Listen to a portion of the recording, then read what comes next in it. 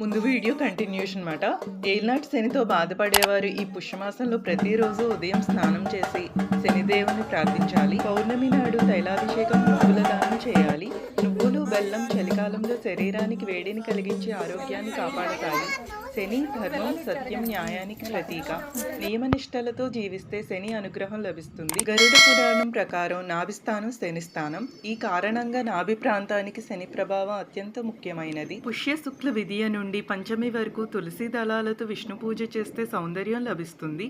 సోమవారం శివ పూజ మారేడు దళాలు, ఆదివారం సూర్యపూజ జిల్లేడు పూలు, శుక్లషష్ఠి కుమారస్వామి పూజ, అష్టమి పితృదేవతల ఆరాధన, శుద్ధ ఏకాదశి పుత్రద ఏకాదశి. పుష్యమాసంలో వస్త్రదానం మహాపుణ్యకరం. పుష్యమాసంలోని ప్రధాన పండుగ సంక్రాంతి. భోగి చలి చీకట్లను తరిమే పర్వదినం. మకర సంక్రాంతి నుండి ఉత్తరాయణం ప్రారంభమవుతుంది. కనుమ పశువులు, వ్యవసాయానికి గౌరవం. చొల్లంగి అమావాస్య పితృతర్పణాలకు విశేష ఫలితం. పుష్యమాస సూర్యకాంతి బుద్ధి, ప్రాణశక్తిని పెంపొందిస్తుంది. మనస్సులోని అశుభాలను తొలగిస్తుంది. శుభమస్తు. సమస్త లోక సుఖినో భవంతు. Stay tune for next video. Please like, share.